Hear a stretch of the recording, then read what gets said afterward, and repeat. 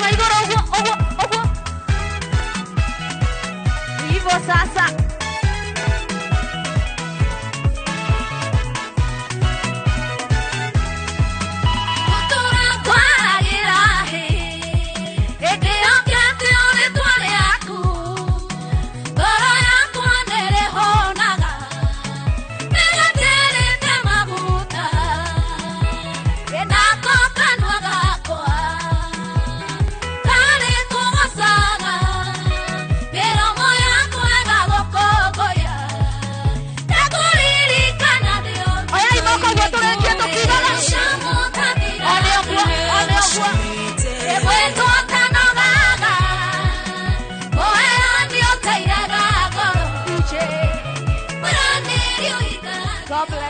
All right, wapi makofi Ashiro wa GP. Thank you very much. We may be seated at this junction now. I'd like to, as we move on, Your Excellency the Governor, karibu sana. Ningependa sasa niwaletee my co-MC, Sheila Mwanyiga. Makofi kwa Sheila Mwanyiga. Takuwa akiendelea from here as we move on. Asanteni sana na karibuni sana.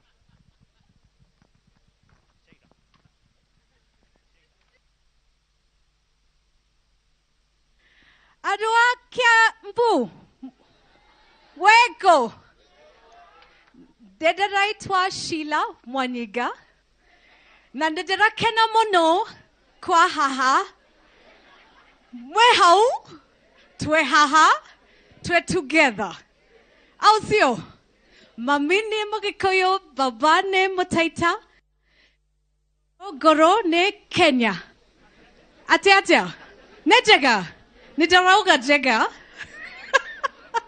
How are you doing, Kiambu? Ebu niwaone tafadhali tusalimiane na mikono.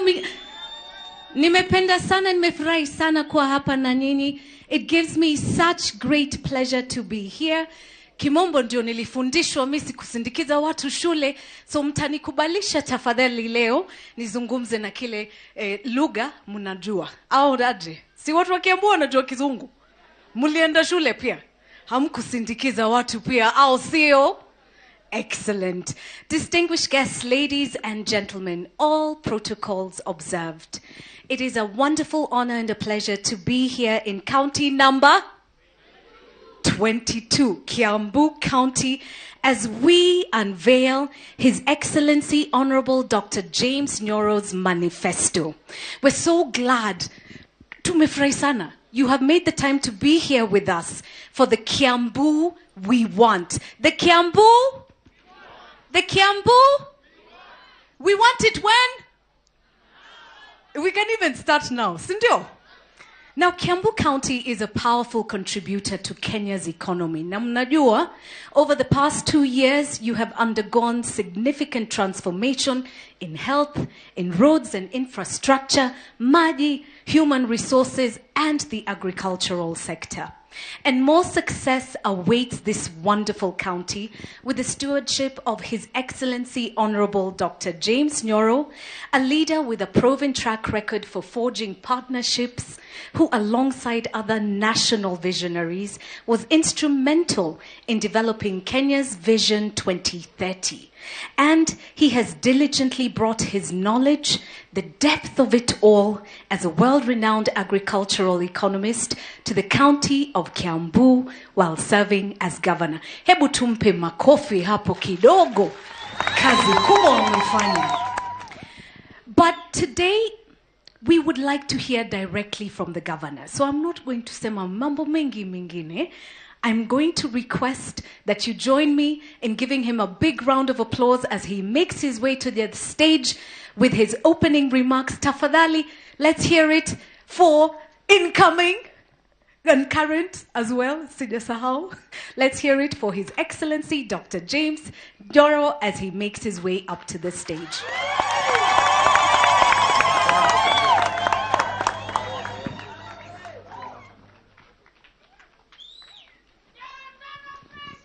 Thank you.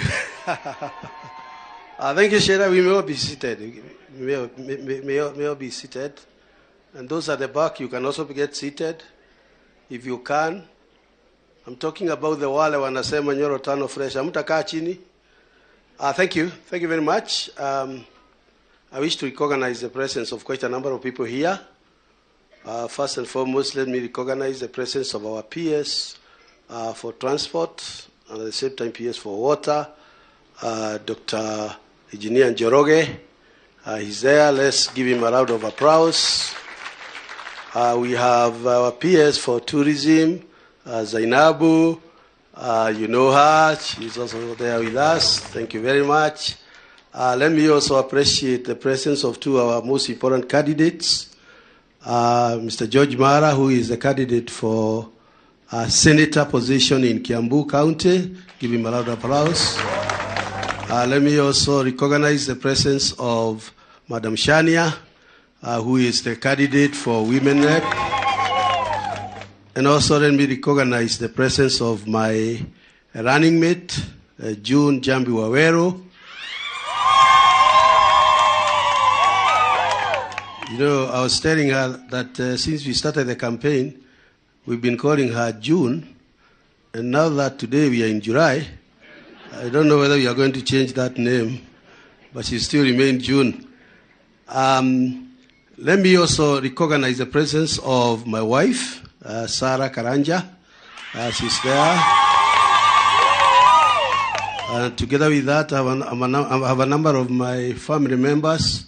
We normally like to remain incognito. So I'll ask them to start. Nobody will know who is who. Other family members, please stand. Don't say your name, just stand. Thank you. Thank you. Those are members of my family. You can assume that they are all my sons and daughters. Let me also appreciate a number of candidates, colleagues who are contesting in this election. I know they are all here, and I know it's really an honor to join us. Together with that, I would want to recognize the presence of my staff. I have my CCs or waziris, as we call them. They are here, and they may be upstanding, if wherever you are. And together, they will be joined by the chief officers, tafadhali, and directors. Directors, thank you very much. That's the people that we've been working together with. You may take your seats. Let me not continue because I'm told we are squeezed for time. I have a number of colleagues and friends who are here, and I really would want to appreciate your being here. I want to go very quickly and say the reason we are here today, like no other time, we are here to take stock of a county that God has given us. Take stock of where we have come from, where we are, and where we are going. And more particularly, it will be important for us to consider that we are going to have a covenant between me, my DG, the leadership of the county, with the people of Kiambu. And as you are going to see, like never before, we want to present a covenant whose accountability and transparency will be held by Kiambu people. And that is why we are today. I don't want to call it a manifesto. I want to call it a covenant because it's an agreement between us and people of Kiambu. I'll be very quick in giving the intro because I think we can always have the intro whenever we want. But I want to say that we probably don't know the county that we live in. This is a very, very, very rich county. God has given us, as they say, land full of honey, milk and honey. We have 12 sub-counties, and you all know, I'm preaching to the choir, with 60 wards and several hundred villages, with a total population of, according to 2019 census, 2.4 million, which is projected to increase to 2.8 million by this year, by the end of this year. By 2030, we shall be 4.1 million. And if that projection goes, by 2040, we shall be 6-point-something million people. As you can see, our population growth rate is extremely high, contributed by, among other things, people wanting to come and live in Kiambu, and not necessarily the fact that they've been born in Kiambu. Half of that population are young, at the age of 18 to 35. More or less about 65% of that population. And that is the population that is supposed to take over the management of the county so that they can take care of the 35 that is aged. It is one of the fastest metropolis. Being next to Nairobi, you know, we are just about 5, but we are one of the biggest and the fastest. We are said to contribute about 6% of Kenya's GDP, and being the second county to do that, because the first one is Nairobi. But much more importantly, you have to consider is that whereas most other counties, except the cities, the 4 or 5 cities, the majority of our people are living in urban centers. 60% of our population lives in urban centers. Only 40%, as it were, lives in rural areas. Now, that comes in with its own challenges, and it comes in with its own opportunities. And we'll look at that as we continue. Now, to give you an example, if 60% of of the 2.8 million are living in urban centers, then you have to think about garbage collection. Now, traditionally, if you're living in the rural area, all you do is you put your garbage in. But if you are living in an urban center, you have to have a modern way of collecting your garbage. So we have special challenges as a county. We are very well endowed, and I can tell you God has blessed Kiambu. If you are coming from Rari, Rimuru, Kiambu comes down from top, adulating to the middle, where we are now, where we do coffee, tea, and mainly coffee daily, and then it goes down to Gatuanyaga, Goriva, and so on. Now, there's a merit for that. With different agroecological zones, there is nothing that you cannot grow in Kiambu. All the way from grapes, you can do coffee, you can do tea, you can do sorghum, because God did not give us one flat land. He gave us land that adulates from high altitude to low altitude. Now, that comes with its own challenge. If you are looking at maize variety, the variety that will grow in Goriva is not the variety that will grow in Rari. And that is where we have gone wrong. And probably that is where we are food insecure. Do you know, we may have a very high per capita income, estimated at over 230,000, whatever per capita income is. All it means is that all our money, if it was liquidated, all our assets, and we divide, you would go home with 230,000 shillings. I know quite a number of you would wish that we do that so that you can take 230,000 shillings. What I want to tell you is that that is in the hearts of a few. We still have quite a number of people who are living below poverty line. About a quarter of our population are living below poverty line, which means that we have to address the poor even as we look at the rich. You don't penalize the rich so that you get to the poor. You deal with the rich so that they can reach out to the poor. Otherwise, then you kill the geese that lays the golden egg. I can go on and on and on and tell you the kind of county that you are, but I want you to agree that God has given us a very, very, very prosperous and potential county where each one of us should never, never cry that you don't have a job. I have not said that about 25% of our population live with probably no meal or a meal a day.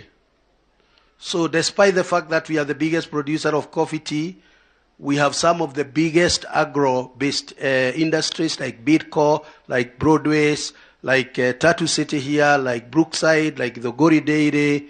Despite all of that, about a quarter of our people live without a meal. Probably without a meal, or they get a meal a day. And these are challenges that we have to live with. Of course, we are close to Nairobi. Our close proximity to Nairobi is both a blessing and a curse at the same time. I keep on saying that Kiambu is probably the only county where if an egg is laid, before it cools down, it is eaten in Nairobi. But it is also a county that suffers from insecurity. that spans from Nairobi. So there are those positive and negative aspects of it. But having said that, let me say that over the last 9 years, if we were keen in utilizing the resources that God has given us, this county would have been different. Before devolution, the per capita income was extremely high. Of course, coffee and tea was booming. But unfortunately, devolution has seen us not deliver what otherwise was supposed to have been delivered through the kind of money that comes from the treasury.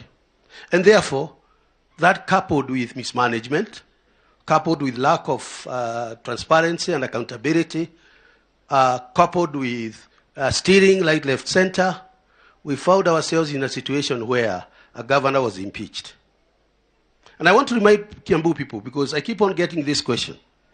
Because Kibe Mungai knows that we have quite a number of cases that are pending in court, because we challenged the Constitution. Because the Constitution had emphasized that the only time when the governor will not be there is when the governor is on safari. And therefore, the deputy governor was totally helpless. That's a section of the Constitution. And therefore, nobody anticipated the situation we found ourselves in 2019.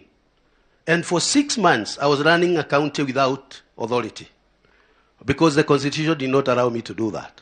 Luckily enough, and we thank all the people, the patriots of Kiambu, on 31st of January 2020, I was sworn in as the third governor of this county. And therefore today, you can say we've been together for about 2 years and probably 4 months. And within that period, and when we were sworn in, we found a number of constraints that are important to consider, because what I'll go through is I'll tell you the kind of constraints that we found. I'll then tell you, when we looked at those constraints, what did we pledge to Kiambu people to do? And then what did we do? What have we done in order to address those pledges? And then say, even if we have addressed all those challenges, and all, to meet the pledges, notwithstanding, there are still a number of challenges ahead of us. And my promise, my covenant, is how we tackle those challenges. So as it were, if I was a pastor, I would say those are the 3 things that are 4 things that I'm going to look at. We found a county, as I said, that was entirely corrupt. Total lack of transparency. Systems were totally abused, because if you want to steal a goat from your neighbor, what you do is that at night you cut the wire, the barbed wire, and then you can go in and steal the goat. So there were systems that were mismanaged and were manipulated so that could allow the kind of things that we found. We found an extremely huge debt. I don't know whether Kiambu people know, and I was laughing the other day when Laikipia floated an infrastructure board and they went through credit rating, and I was saying if we were to go through credit rating, we would probably not be rated properly. Besides the fact that the first governor accumulated a pending bill of 2.5 billion shillings, the second governor, within a span of 2 years, accumulated pending bills of 3 billion shillings. So as it were, our pending bills total is 5.2 billion. Within the last 24 months or so, we've been able to clear 1.4 billion. But that is with a lot of sweat. So, hugely indebted county. We found a payroll that is to a large extent over 42% of our budget. So if you get money and you have to spend 42%, and the requirement is that you only spend 35%, then how do you bring that down? That is the county we found. In 1 year, in the transition between 2015, around 2016 as we entered to 2017, over 2,000 people were employed, bringing the staff component from 5,000 employees to 7,000. So that's the kind of county that we found. We found a number of stalled projects. Indeed, Most of the projects that were started, I would say this very clearly, were not started because there were good intentions of starting the projects. And we want to look at them. Look at the hospital projects. There were 4 hospital projects that have been started since 2015. We had Rally, which is still going on today. We had Tigoni, we had Wangige, and we had Thogoto. Those hospital projects were started in 2015. But after the initial payment for whatever purpose, nothing continued. We found those projects, most of those projects at about 20% completion, whereas some people had been paid over 25%. So you are paying 25% for a project that is up to 20%. Many stalled projects, road projects, we all know. People who from Thogoto know Thogoto Daire Road. From Githunguri, you know Githieko Road. From Juja, you know. So we found stalled projects, quite a number of them across the board. ECDs were started. And today, even up to today, the children have not occupied those ECDs. We also found some interesting things. Whereas we are interested in investing in water, and I'll come to water later on, we found a situation that was very interesting, where we had drilled over 130 boreholes without installing them. So the job here is to drill and maybe make money through drilling, but don't install a pump. Now, that's the kind of county that we found. And I can go on and on and on. Having looked at that, 1 month later, 13th of March, COVID came in. And the first commitment that we did was to make sure that we save our people. So I pledged to restore not only the glory of the county, but I made sure that I'm providing for health services to make sure that our people do not die. And I'll come to that later on. We also wanted to support our farmers. We came in and we found that there was no budget, zero budget to agriculture. That's probably because it is less attractive to invest in agriculture than to invest in Namulika Mwizi. From a distance, if you invest in Namulika Mwizi, and if you are running for governor, you can say, ile ni mimi niliweka. But you invest in agriculture and people are looking healthier and whatever, and their stomachs are full, you can't say those stomachs are full because of me. So traditionally, we found that it is difficult and almost impossible to invest in agriculture, and we had to do something, we had to pledge to do something in agriculture. Our water connectivity, as I said, God has blessed us. We are coming from top to the middle, down, which means our rivers are flowing from top. But our water connectivity was, even now still remains low. So I pledge to make sure that we not only work on those boreholes, but we increase connectivity, water connectivity to our people. And that has a meaning. Because women in areas where we have connected water were waking up at 3 and only to come back at about 4 with 1 mutungi of water. Girls were not going to school. Our roads were totally dilapidated. And those that were constructed as if it was a joke. And we made a commitment that we are going to construct a minimum of 4 kilometers in every ward within 2 years. I will tell you what we have done. We have done more than that. We found those stalled projects, and immediately I took over. I started working on the stalled projects, all of them, both the hospitals and the roads and so on. And luckily enough, I had pumped in enough money in Tigoni. So by the time COVID broke, I had already completed the tower. And therefore, we had reasons to make Tigoni a COVID center, the only county that ever committed one hospital to become a COVID center. You know what it means if you talk to the medics?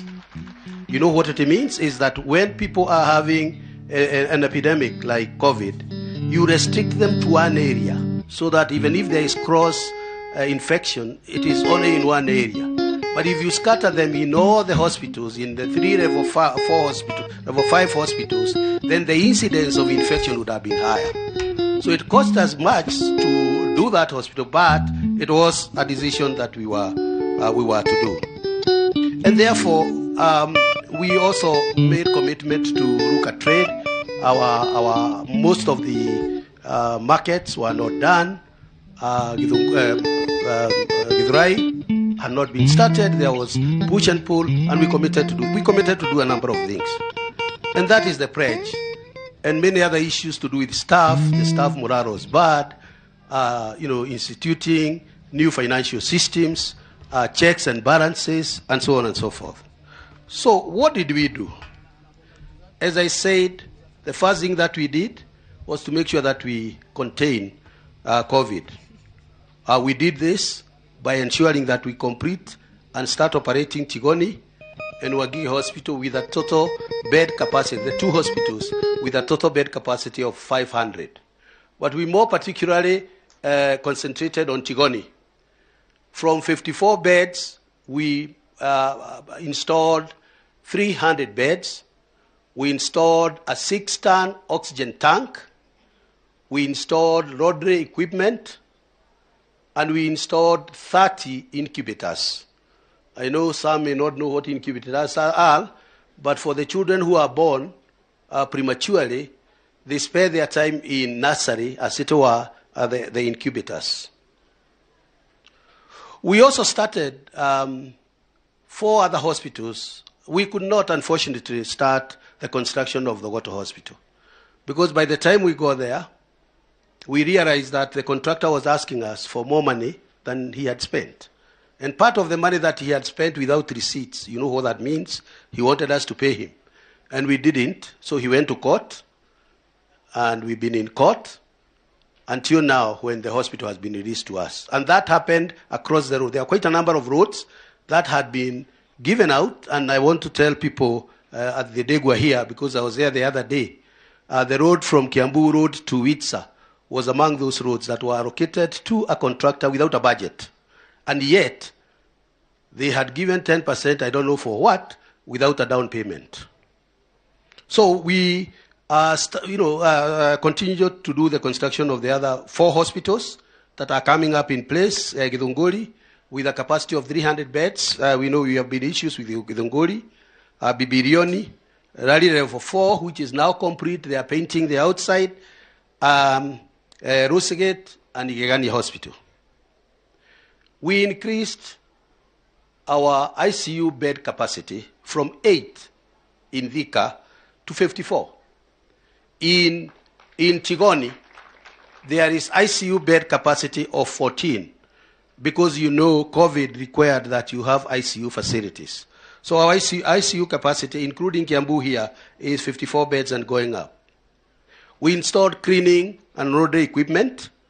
Prior to that, the bed, the linen was washed, hard washed. And you can imagine, if you are the one washing the linen from the hospital, from patients whose disease you did not know whether they died or they didn't, then what happens is that the cleaner then got sick. So we have installed laundry and drying equipment in our level 3 hospitals and 2 level 4 hospitals. We upgraded Gatundu Hospital from level 5 to level 6 by entering an agreement with Kenyatta University Teaching and Referral Hospital. What that means is that you can see the infrastructural change that there is in that hospital. There was an old wing with a bed capacity of 200. We are now putting up a new wing with another bed capacity of 200. We have one of the biggest COVID-19 testing unit, and we have one of the biggest conclave, or whatever they call it, where you burn medical waste. I don't know whether you know, but medical waste is a source of many diseases. Now we can be able to burn all the medical waste for the whole county within 3 days for the whole county, provided we can be able to transport it there, and that is Gatundu. There was a bit of myth that Gatundu is going to be taken over and become a referral hospital, and I made it very clear that it is a level 6 and it is a hospital accessible to Gatundu and Kiambu people. We have increased health personnel by 500. These are mainly doctors, clinical officers, and nurses, all through the COVID center. What it means is that, of course, to make matters worse, we increased the wage rate, but we needed that. What is so important about health, and I want to finish on health about that, is that we did not have a central medical store. So when we buy drugs from Meds or from KEMSA, they were taken directly to the facilities. So you could get one facility with excess of drugs, whereas the neighboring facility did not have any. So we have now put up a central medical store in Ruiru. It's almost complete. It shall be installed with hospital information management system that will be connected with all the hospitals, and we shall be able to know which facility is running out of drugs, and you can cross-transfer from one facility to another because all of that can be managed through the hospital management system. On agriculture, I told you, we found that there was zero budget. We have now improved the budget for agriculture up to 1.2 billion shillings per year. We have supplied seed and fertilizer to 180,000 farmers over the last 2 years. We have also started a new extension method that we call village-based advisory method, where we teach farmers to become the trainers of their neighbors.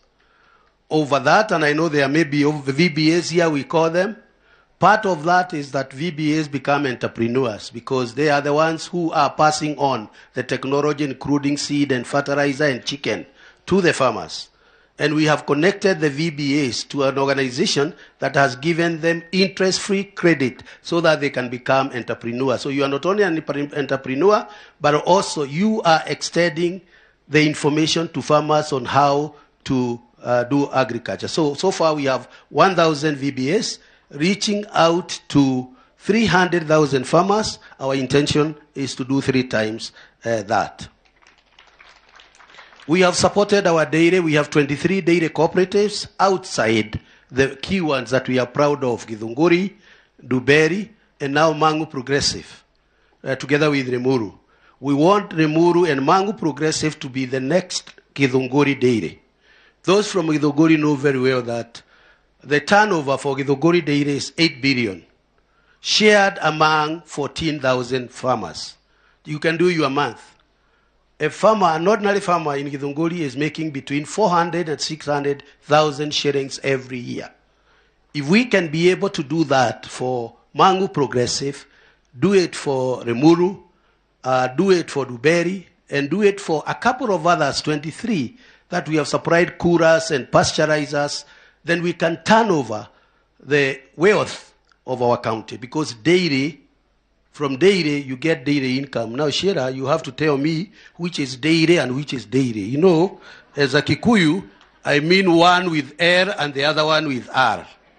These are problems that you face. So we are the biggest producer of milk in the country, producing about 354 million liters. We are now at the level of 370, and we want to reach 400. And the 23 small cooperatives, our purpose and objective is to make sure that we centrally process our milk, and we have a brand, a Kiambu brand, that we are selling. I have to move faster on water. As I said, we had all these problems, but I'm happy to say that we have so far connected 170,000 households with water. Areas that never saw a drop of water except when it was raining, today can access water. People in Goriba, they are getting water straight from the Wasco, the Kaliva next to Chania Falls. People in Deya, we have moved water 11 kilometers from Mondiri to Deya. We have moved water from Rari, Roromo, through Mutarakwa all the way. You can talk about Githurai. It's an area where there was no water at all. We have an 8-inch pipe that is transporting water from Jacaranda down through Kahawasukari, Kahawendani, Mwiki, and all the way to Mwihoko and Kyo. We have put in a reservoir of a capacity of 23 million liters at Jacaranda, awaiting the completion of Karimeno Dam. What does that mean?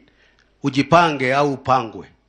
Tumejipanga so that by the time Karimeno is full, the first place to be filled with water is Jacaranda, and we will have water coming to Roiro all the way to Kyo and Githurai. And that is what we have planned on water. There, we can continue to talk on about water. But one other thing we have done, and thank you PS for helping us to do this, is to do a water master plan.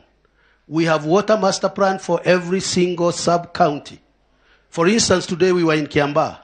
We know very well that Kiambu requires 600 million in order to move from 70. Can you imagine that water connectivity in Kiambu is 17%, 17. So 83% of the population can hardly access water on a daily basis. In Kiambu, we are not talking about the year. But we have a master plan for it, and we've discussed. Together with that, and with the help again of the PS, we have done a hydrological survey that has shown us that God has blessed us with reservoirs full of water. We can continue to put in another 3 or 4 boreholes in Ondiri without drying the swamp and without affecting the other boreholes. We can put 10 more boreholes in Roromo, and yesterday I was discussing with people from Rari to make sure that they benefit from Roromo and from Fadi. We have a huge water catchment called Lionderi. We have many water projects. We want to capture again Karimeno water at Kalibaribi next to Merehill so that we can supply the whole of Thika. Today, Thika can only produce 29,000 cubic meters of water or cubic liters of water. But we are working with Danida and the World Bank to double that to 54,000, so that the whole of Thika, including Kisii, including Kameno, all the way you can have adequate water. It requires a plan, it requires a covenant. I don't want to talk about trade because you all have known that we completed, with the help of the national government, His Excellency the President, we completed 5 markets, and you have seen those markets all the way from Kikuyu to, we are just about now to start Githurai market. And in addition to that, we have started other sheds. I'm happy to tell you that in another 3 or 4 weeks, we shall have completed Gitaro. We have Kegumo. We have quite a number of them. We have Kimende, a number of them that are coming up, so that our traders can work in a conducive environment, whether it is cold or rainy or shiny or whatever. Housing. There are various issues that we have done on housing. But the most important one is to create space so that we can do 2,000 affordable housing. Those people who know Ruiru, between Ruiru and the market, there is a place there. We have already compensated the people there to create space to do 500 high-rise affordable housing. The same with Thika. Quite a number of them. So that is what we want to do. We entered an agreement with National Housing Corporation in order to start it. We haven't started it. That is in the plan. We also know that developers have been going through problems, and particularly because of approval and the corruption that goes with it. I want to report to you that we are moving out of the old traditional e-dams. That is a system that you upload your construction plan, and we found that it was violated, it was hacked. People were entering in, paying money, but the money was not coming to us.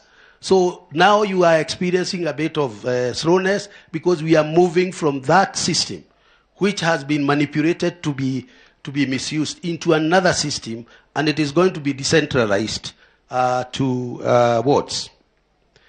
I may want to reduce this and talk about education and social services. I think the most important thing is our children. You all know that when the first place that our children encounters a school or a teacher is at ECD. We have found that most of our ECDs are dilapidated. They are afterthoughts. You have a very good primary school because the MP may have a CDF, but you have a very poor ECD. We have started a process of modern ECDs. And I am happy that we have 2 modern ECDs. One is in Murera. That one in Murera has not only the classroom, it has a resting room where kids will probably take a nap. We have toilet facilities, modern toilet facilities, differentiated, including for people living with disabilities. We have 5 standard ECDs. We have a whole program on working on ECDs. And together with that, we have a whole program on working to improve the welfare of the teachers. We have converted all our teachers who are paid a stipend of 8,000 shillings to permanent and pensionable staff. And I hope some of them are here. who now can access medical and they can access, because that is the point. Mtoto kama atakutana na mwalimu at that point, anaasikie shule ni mbaya, that child will never get to standard 1. They will never get to the university. So that is the starting point. We need to work on it. I think I have talked about all of that, and I will say as an economist that the things that we have done and the things that I have told you are what we can call necessary but not sufficient. You can have a good road. You can have health facilities. You probably did not die of COVID, but you don't have money in your pocket.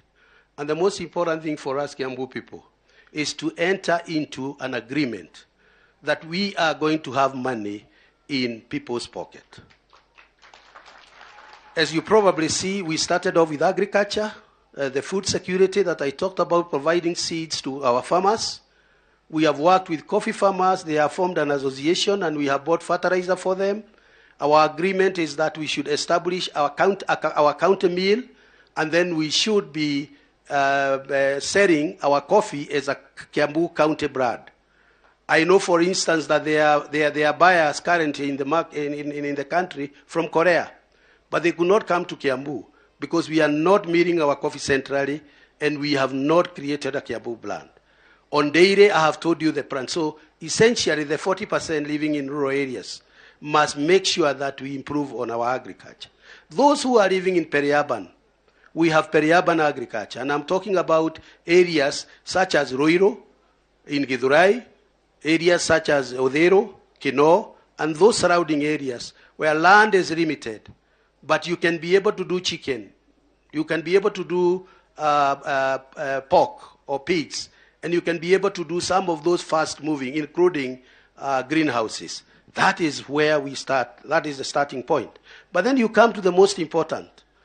This is doing business, because we are known for being entrepreneurs.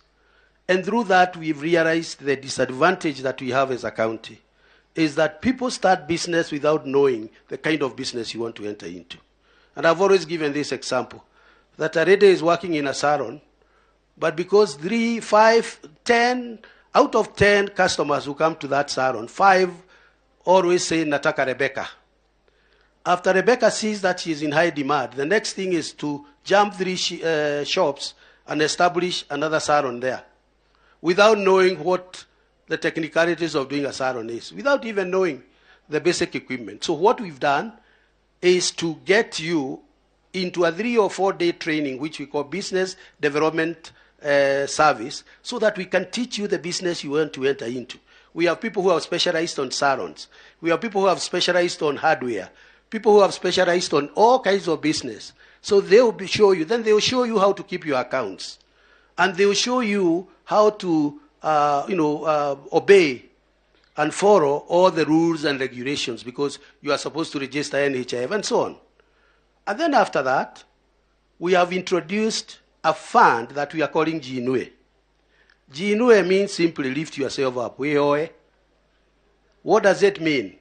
You know, traditionally, and I want us to get this very clearly, traditionally, you have all these funds called Biashara Fund or whatever it is called, where you are dedicating 100 million, and then you choose who to give, and then you run down the fund, and you have to pump in another 100, and the criteria of the people you have given is not known, and even the repayment is 0. Kwa sababu ni pesa ya umma. Now, we innovatively thought that if you get that 100 million, and we have gotten initially 138 million, put it in a bank and tell the bank, keep this money in a deposit. What you do is assess the people I'm sending to you, give them a facility, a working capital facility, ranging from 20,000 to 5 million. We will teach them to do the business that they are doing. We as Kiambu County will pay 50% of the interest, so you only pay 50%. We are your security. You should not be asked to bring a logbook or be asked to bring a title or anything. We are your security. And that is why we need this team to come and visit you, so that they can look at your targets and say, if you go this way, you probably will not make it. Because if you don't make it, then we lose. Because the bank will fall back on the money that you have given.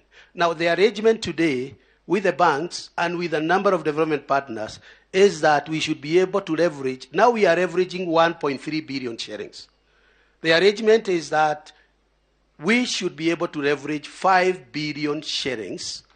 And a number of development partners and philanthropic organizations, some of whom we have worked with, are telling us, if it is going to be successful at 1.3, we will help you to bring the interest rate from 7 to 3.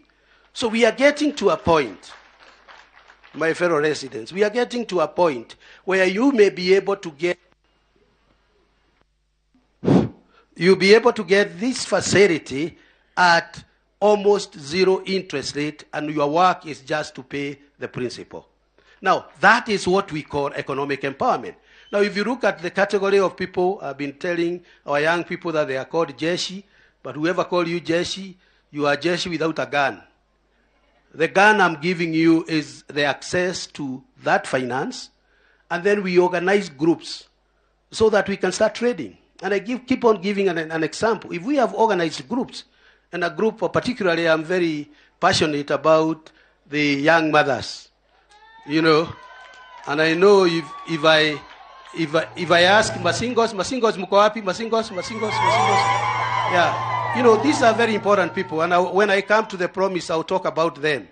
Now, these are people we can organize. It's not that we are encouraging others to become singles, but these are people we can organize so that they can become traders. What is wrong with them getting a canton, going all the way to Mwea, buying the rice, and they come selling Thika, Ruiru, Kiambu, wherever, them together. Others go to Rari and buy some cabbages and onions and whatever and take it to Mombasa, sell in Mombasa and come up with mangoes.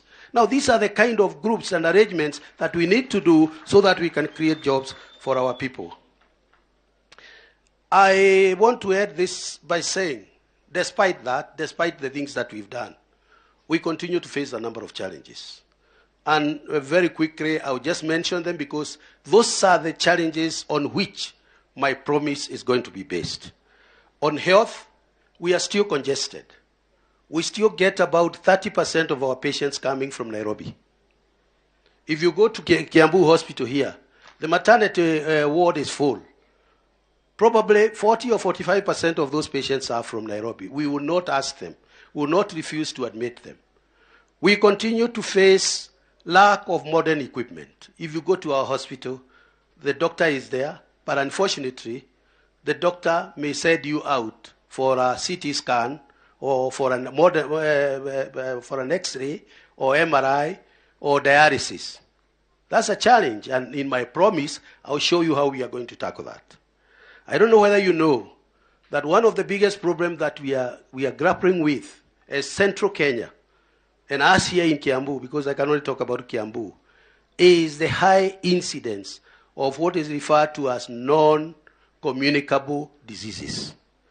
These are lifestyle diseases, they call them, but they are not lifestyle because people who are suffering have no life at all and they have no style.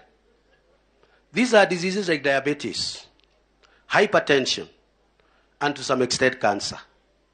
Now, what is happening is that if you go to any hospital and you count the number of patients who have come to the hospital with NCDs, you realize that they are probably 40 or 50 or 60%. So what do we do to decongest our hospitals from NCD patients? That's a challenge. We have a challenge in water. I talked about it. We still have challenge in agriculture. We have challenge in trade. We have a challenge in urbanization and housing. That's a major one, 60% of our population living in rural areas, in urban centers. We have 5 municipalities, but that was based on 2009 population census. We have now requested under the Urbans and Cities Act that we add another 6 municipalities. If you look at Ruiru alone with a population of 800,000, we have proposed that we have Ruiru and Githurai as 2 municipalities. We have suggested that we separate Kabete and Kikuyu so that each one of them can be a municipality on its own. We have suggested that Githunguri becomes a municipality. In fact, people from Githunguri, when they see Kiambu town and see how Kiambu has developed, they say, why are we not like Kiambu? It is because you are not a municipality, you are not benefiting from resources that come to municipality, but now you have suggested that you become a municipality. we are also looking at a new way of investing in our urban centers, and we'll talk about that when I look at the promise. We need to become the next destination for investment. You knew very well that there was a time that Thika was referred as the Birmingham of Kenya. We had all kinds of textile, hides and skin, Del Monte, and all kinds of factories. But because of some reasons, and including mismanagement and corruption, we started getting factories going to Kitengela and Athi River. What is this that we are going to do to make sure that we create a conducive environment and industry start coming back to Thika? You can say we have no space. We have space. We have close to 700 acres that we have secured from Del Monte. And a lot of people have different plans. Our plan is that we make that the next extension of Thika town as we make Thika a city and make it the destination for investment so that people stop going to the crowded Kitengela and all the way to Athi River and they can come to Kiambu. We'll talk about education. We have a major issue in education, particularly in terms of, as I said, the infrastructure, but also the transition rate. We may be good people. We may have all the things I talked about, but our children are not going to the best schools, although we also host some of the best schools. And we need to lobby and advocate, because when you have your child who is admitted in a school somewhere, I'll not mention because we are on air, and you know very well that that child will not go there for several reasons. First of all, the fare is as much as you pay the fees. So what you do is you lose that national position, it's taken up by somebody else, and your child will go to a lower school. And we keep quiet. We have to be able to lobby and advocate for education. We'll look at roads and talk about the things that we have to do on roads. We have some very innovative ways of doing roads. That is the county that you have. That is the county that I found. That is the county that I pledged to do certain things. And that is the county that I have done some of those things that you see across the board within 2 years, with all the constraints. And ladies and gentlemen, I want to tell you that the future belongs to the organized. The covenant that I'm going to discuss with you is what is going to take us to the next level. It's what is going to move us from being referred to as county number 1, as it is in Kut and North Mombasa, but we are probably county number 47. I want you to remember, before I come to my promise, that Moi told us, Siasa mbaya, maisha mbaya. Thank you, and God bless you. I was told I pause so that I can come back and tell you what my promise to you people of Kiambu is. Thank you, and God bless.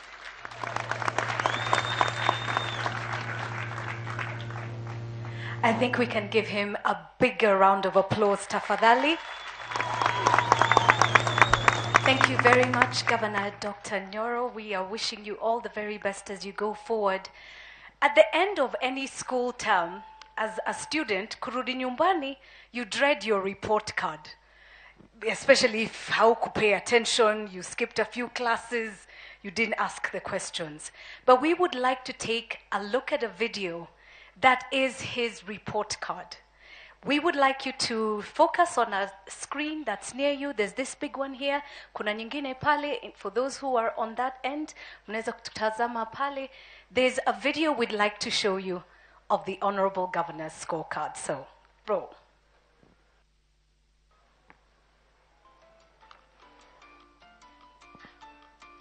Agriculture is such an important sector in this country.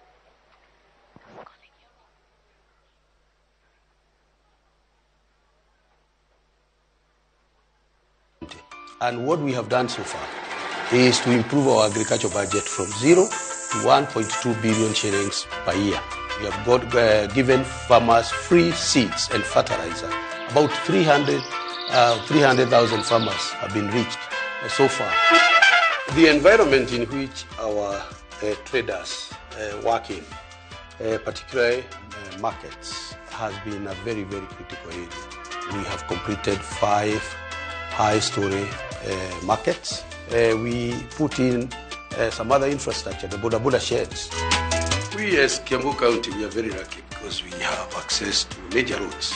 So each ward so far has done 4 kilometers. That's 240 kilometers done through the mechanical transport department of the Ministry of Transport. We went ahead and we acquired road construction units. Now, these road construction units was the best innovation that we could have done because so far the road construction unit have done in excess of 300 kilometers. So when we came in 2 years ago, we found that there was so many stalled hospitals that were incomplete, and we embarked on completing those hospitals. We have so far completed 4 level 4 hospitals. We have increased our bed capacity by 1,500 beds. Water provision in Kiambu County has been a big problem. We have sunk in 6 boreholes. The 6 boreholes have been able to provide water, first of all, to Kikuyu town. All the way through Alliance, Maihe, there is adequate water in that region. And it is with that we are simply saying, Nyoro, Tano, fresh.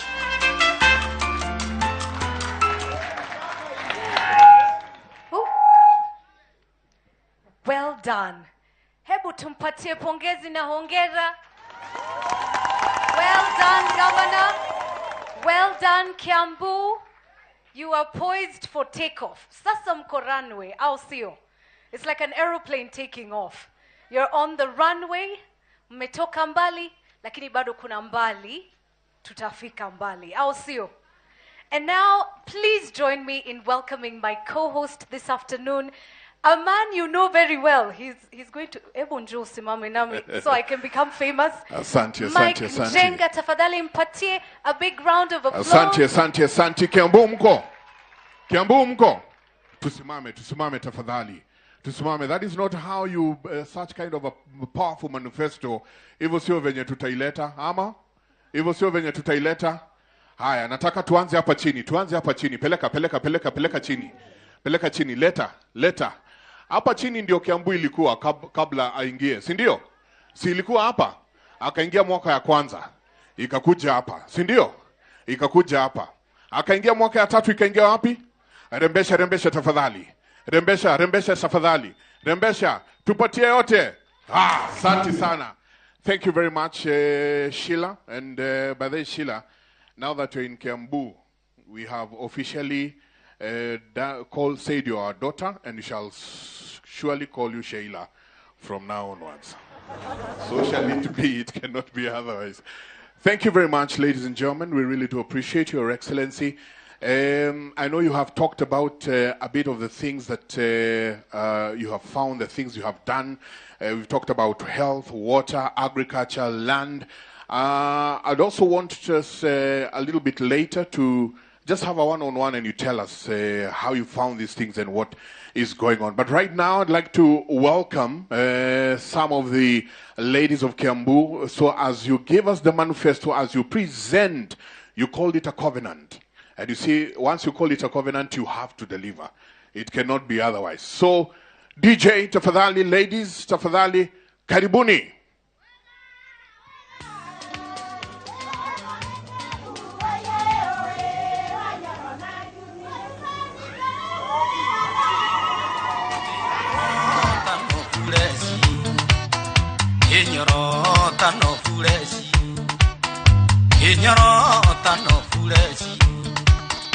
Inooro, Kiambu, Inooro,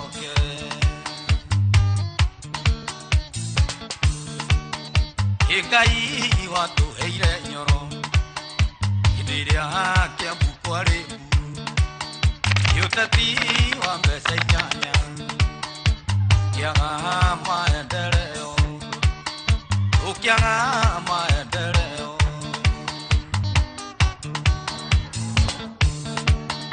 Okuma Nyoro ya wabisi Yabuwe kiantia gozetia Unainege tegetira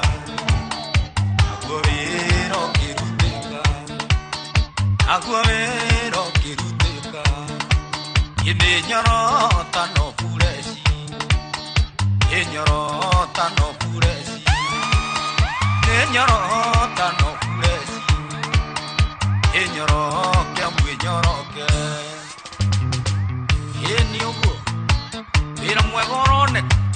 Ngabana oya ofisi kaida kamya kaire tu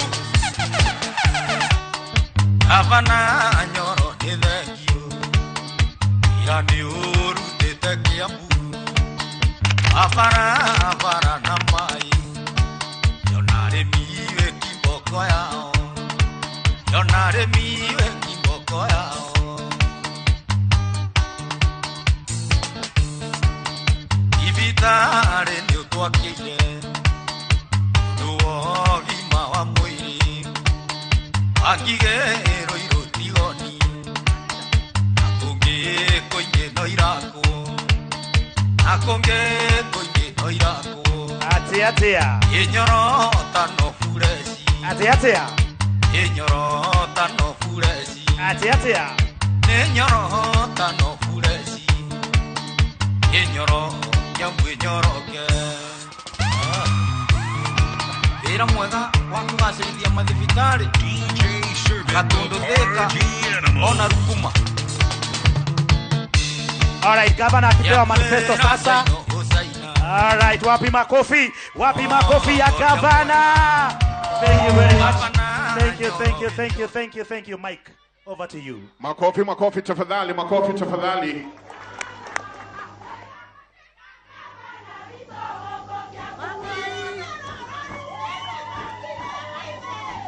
Asante.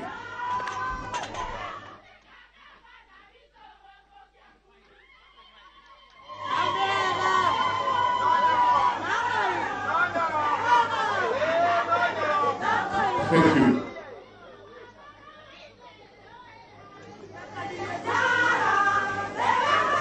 Ladies and gentlemen, that is the covenant that the governor is saying he has with the people of Kiambu.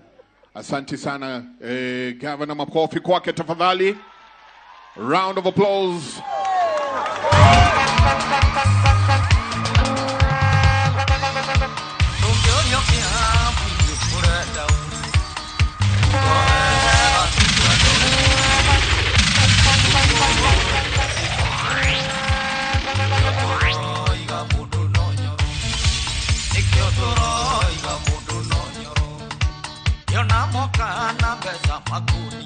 Thank you. Governor, I know we are supposed to be doing some of the promises that you have put in there. We would be doing some of the promises, but quickly, maybe you'd like to give us just a little bit of a word as we get a video that will be coming shortly.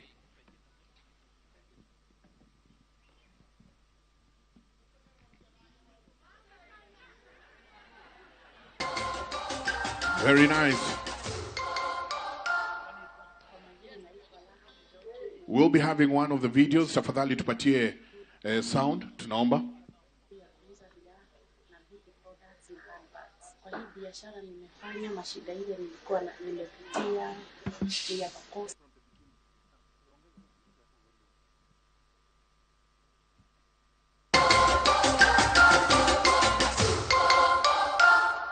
Kwa majina naitwa biashara hii inafanyia Kikuyu ya kuuza viatu na beauty products na handbags. Kwa hii biashara nimefanya mashida ile nilikuwa nimepitia ya kukosa enough stock. Hapati chenye anataka. But by the time nimepata hii genuine funds, nimeweza kuwaletea stock. Sasa biashara yangu iko na kila kitu. My customers are really enjoying. At least the sales now are good. I can enjoy. And even the customers get whatever they want. Hii genuine funds tulipata kwa njia rahisi sana because ni kukuja tu anaiangalia business yako unajaza, hakuna guarantors. So tumeipata kwa njia rahisi sana, hata haikuchukua muda. After 1 week we had our money in our account. Ngabana Nyoro ningetaka kumshukuru sana, hongera kwake because ameconsider small scale businesses. Yeah, we appreciate so much and God bless you.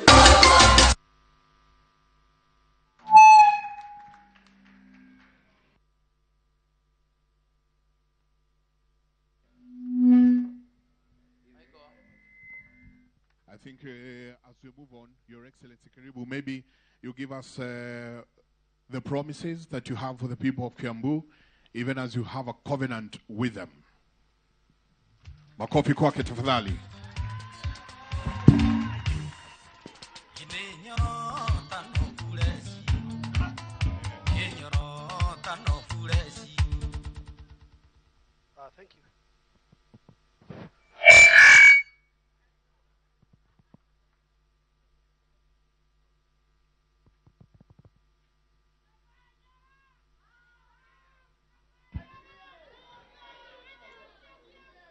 Thank you. Thank you, thank you, thank you very much. This is the most important section of today's function because, as I said, this is my covenant, our covenant with the running mate to the people of Kiambu. And in looking at all the problems and the challenges that we have talked about, and looking at all the issues, we have looked at 5 pillars. And I know you've heard of many other manifestos with pillars, but we have 5 pillars, and I'll go through them in a very quick and comprehensive way. One pillar is on efficiency delivery of public service. We all know that we need to continue to have good health, to provide health services to our people, despite the constraints that we talked about. We all know that we need to provide more water. 170,000 connections is only 9%. So we have moved our connectivity from 56 to just about 60-something percent. We want to go to 85 and 90, and we have the potential to do that. On roads, we know that roads, rural infrastructure is extremely bad. We are lucky, as I said, that we are surrounded by major highways, including the now Western Bypass, Dika, Superhighway, the Western, Sironi, and Southern Bypass. Northern Bypass is coming. We are lucky, but we need to move from our houses to those highways. So we'll be talking about that. So, about education and so on. Efficient service delivery. What I want to tell you is this. People should no longer tell you or be very proud to tell you that they have done roads or they have done health facilities. Because I keep on telling people, you don't tell people every day that you've taken a shower. You don't tell people every day that you have changed your clothes. These are basic necessities. Providing these things is not an honor, it's not a privilege, it is something, and we'll go into it to see how we are going to do it, because it is not what we will do, it is how we are going to do it. We have talked about economic empowerment. You have seen the Inooro Fund is one of it, but we need to look at what else that will make us rich and will make Kiambu people who have better or pesa mfukoni. We'll talk about urbanization and housing. As I said, we keep on hearing about concrete jungle. We keep on hearing that we are uprooting our coffee to put up real estate. What is our solution? Where do we see ourselves going? The next pillar, so that's the second pillar. So the first pillar is on service delivery, an efficient service delivery. The second pillar is on economic empowerment. The third pillar is urbanization and housing, and we'll talk about that. The fourth pillar is very, very important. It is citizen socio-economic governance. Tunaiita sera mashinani. It is how you hold us accountable. And we'll talk about that. But mainly ask yourself, who decides which road is going to be done? Who decides that it is either road and not water? Is it you? Is it your pastor? Is it the MCA? Is it the governor? How can we have a system where you are the one deciding what will be done at your village or ward level? And when it is done, how can we have a system of accountability, of saying Now that contractor can be paid because the work done is good. How can we have a system where you say that the cost per kilometer of road is so exaggerated that we don't know where our money is going? That is what I'm calling governance and social accountability. We are going to have the fifth pillar, which is on social protection, usawa kwa wote. Kama vile nimesema, kuna asilimia 25 kwa 100 ya watu ya Kiambu ambao wanarara bila chakula. Kuna wale hawawezi hata kupata shilingi 50 kwa siku, hata kama sisi tunaonekana kama ni matajiri. How do we ensure that we move with our poor? How do we ensure that we take care of what I call underprivileged groups, including the single moms, including the older women and men, including the widows, including the people living with disability? So as it were, those are the 5 pillars on which my promise, or our promise, is based on. Let's start with the first one. Let's look at health. Tunaiita afya kwa wote. And by the way, let me at that point say this manifesto reflects very well on the 10-point manifesto by Azimio. Because health ni afya bora. You can call it in Azimio Babacare, but it is health. What are we thinking about health? The first thing, very innovatively, we are going to ensure that all our level 4 and level 5 hospitals have enough equipment, all the way from the CT scan, from digital X-ray to MRI, dialysis equipment, modern lab, so that we become a one-stop point for our patients. How do you do that? Because I say it is a question of how. We innovatively have started a process that we call leasing. I know you all know that we used to have a problem with ambulances. Either you call an ambulance and it's not there, or you call an ambulance and inakuja inasema haina mafuta. We had that problem. What did we do? We entered into a lease agreement with Kenya Red Cross. And they surprised us, and you saw them on the photo there. We got about 9 ambulances. The 9th one is a mobile ICU. The response time for ambulances, even through COVID, is less than 15 minutes. We are no longer running the ambulances. We don't care who the driver is. If an ambulance breaks down, Kenya Red Cross brings in another ambulance.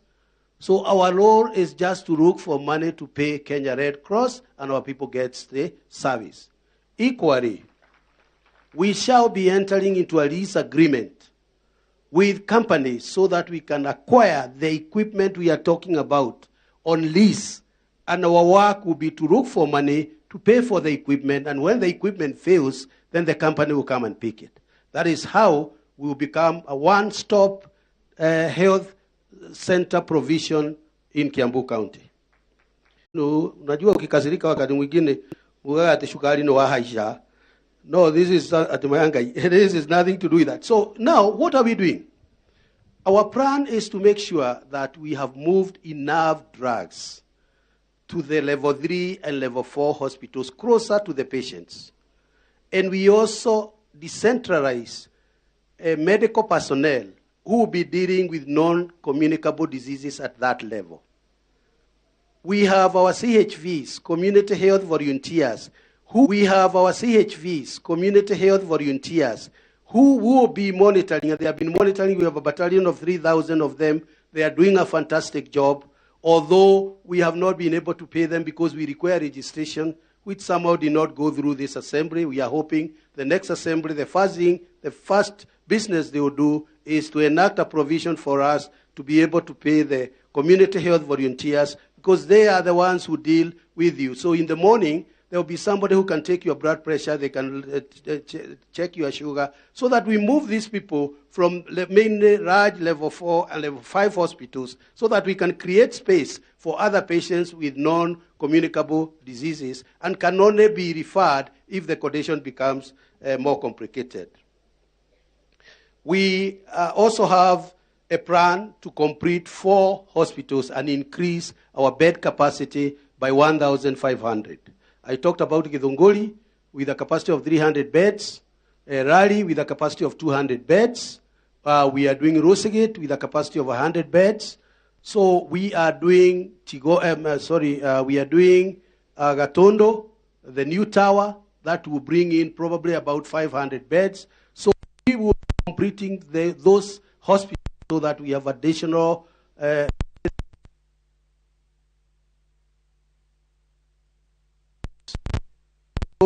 a hospital or Karori needs to be lifted up to level 5. Kehara needs to be improved. So we have a plan to make sure that we not only improve the existing facilities, we put in new ones to increase the bed capacity by 1,500. What did we do? We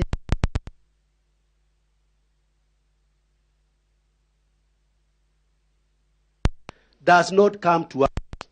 That money, once it's collected, it goes to a special account that is controlled by the hospitals themselves, so that if they collect money from patients, then they can be able to utilize that money, rather than what we found, where money was coming to the central revenue account, and then it was misappropriated, and hospitals were deprived that facility.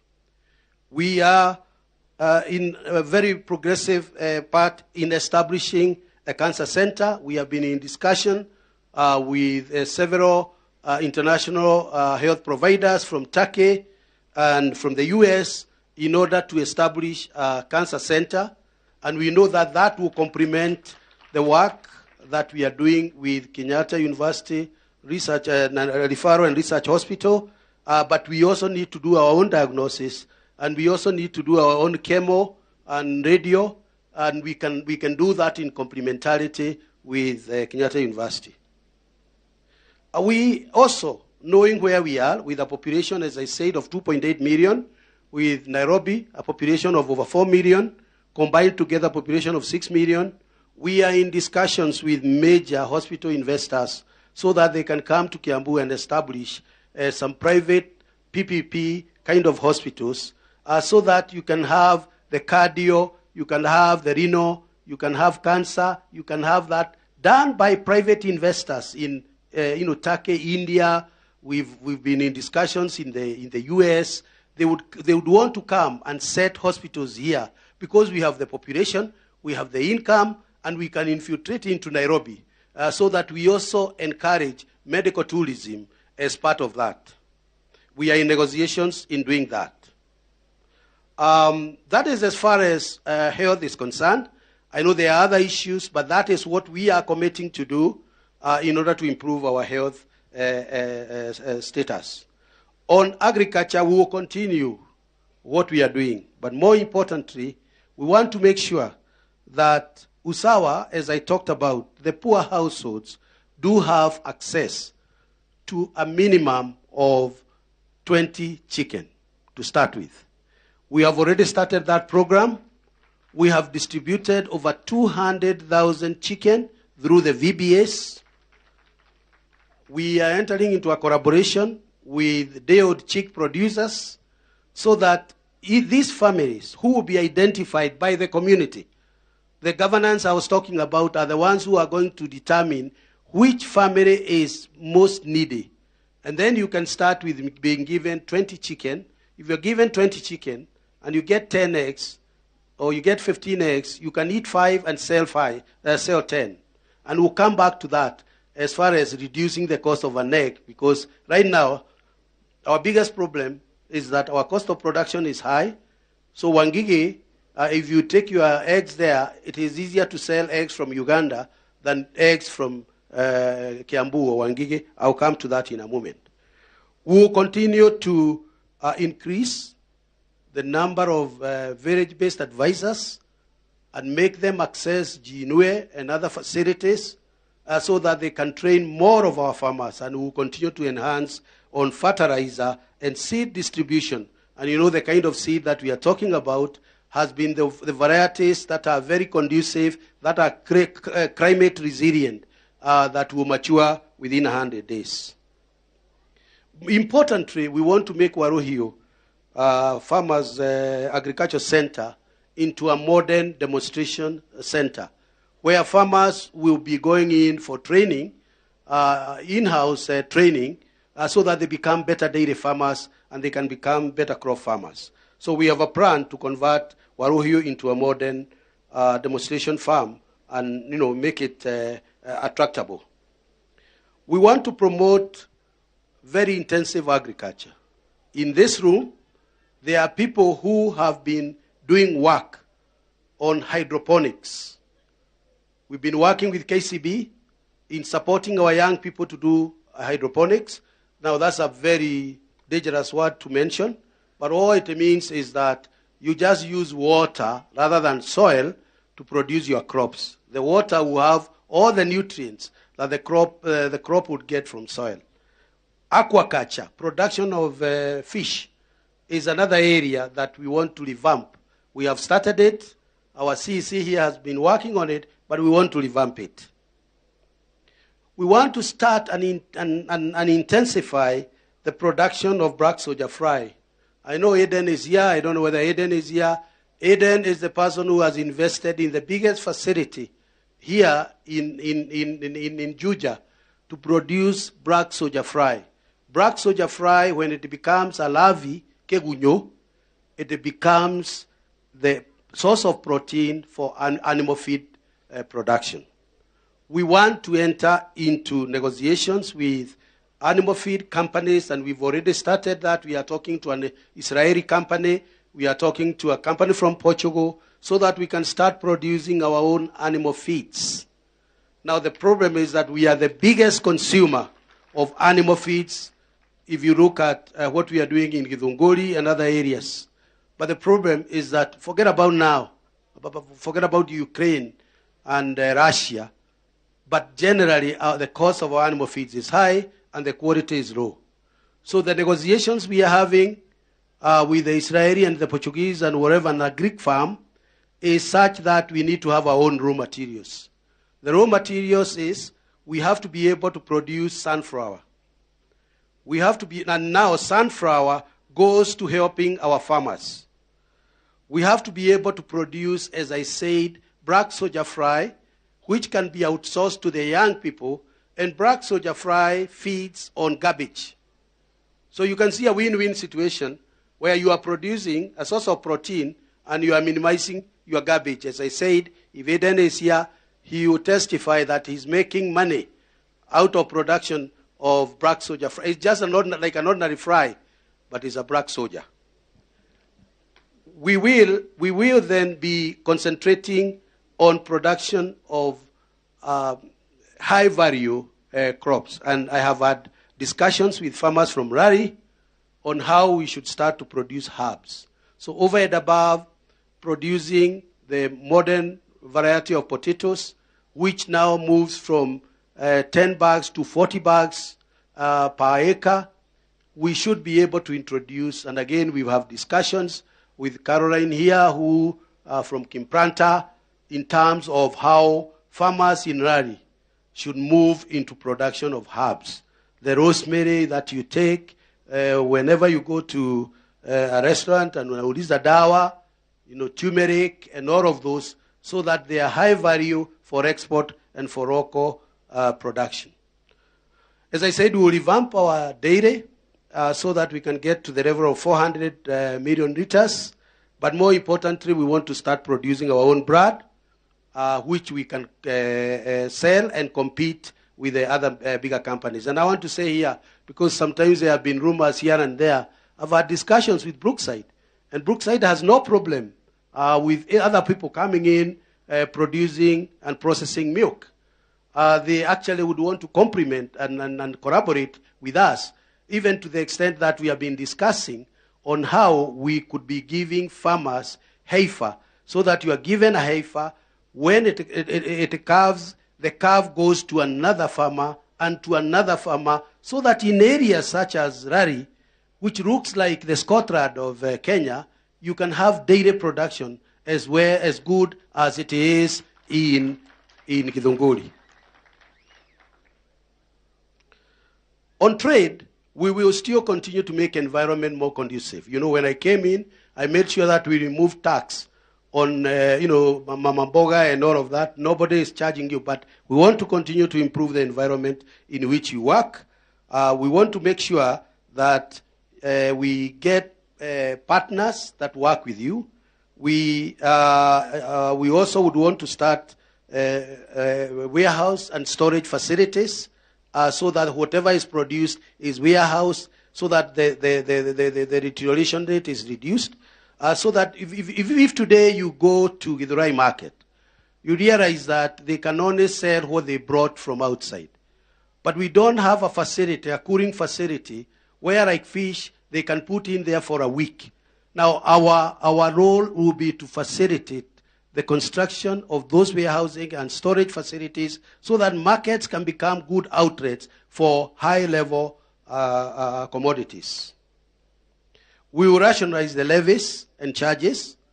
And this is one thing that I will assure Kiambu people. We've been talking to Matatu Owners Association. We've been talking to bar owners. And everybody says, and we talk to shop owners, and everybody says that our levies are very high. My formula for this is this. If only 20% of you are paying the levies, then that's why you are paying it a high level. What we want to do is to make sure that 100% of you pay.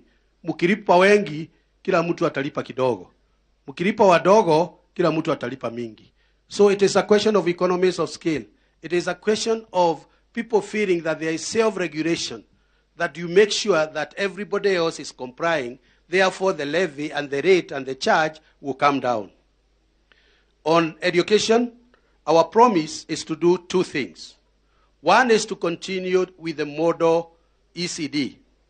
It is so important that over the next 3 years, we should construct 20 model ECDs. We should improve our standard ECDs so that they become more competitive. They compete with the private nursery schools, they call them, the ECDs. We'll continue to invest in that. We'll also continue to invest in our teachers. But more importantly, because ECDs are necessary but not sufficient for Kiambu to raise its education standard, is to work with the County Education Board so that we can put the three parties together, the teacher, the child, and the parent, so that we can agree on what the problem is as far as the transition rates are concerned. We can have good infrastructure, but unfortunately, if the three are not working together, then there is a problem. I know that primary and secondary and tertiary facilities, education facilities are not within our jurisdiction as a county, but we have a role to catalyze that change by making sure that the environment is conducive and we can be able to discuss. On vocational training centers, which is also within our ambit, is to be able to equip the vocational training centers. What is interesting, first of all, what we want to do is to have specialized vocational training centers. So if you go to Kameredo, they may specialize in masonry. If you go to Kino, they may specialize in mechanical, and so on and so forth. The problem right now is that even those who are training to be mechanics, they are training with an Abion. I don't know how many of you know a vehicle called Abion or Rayrad. They are training with a Rayrad engine. But they are supposed, once they have graduated, to be repairing a Prado or a Lexus. So you train me on a 19th century engine, and then you want me to graduate and be trained on a 21st century engine. Our role is to ensure that the equipment that are in those facilities are modern. But more importantly, we want to link up with the industry. Because a lot of times we train people thinking that they have acquired enough knowledge and if they go to the market, they will be employed. What we want to do is to talk to the employer. talk to Broadways, talk to Bidco, talk to Brookside, talk to Kenya Airways and ask them for unskilled staff. What are you looking for? What exactly would you look for to employ somebody from a vocational training center or a TVET? And then they'll tell us. We will then make sure that we tweak the syllabus to fit that, and we will invite them.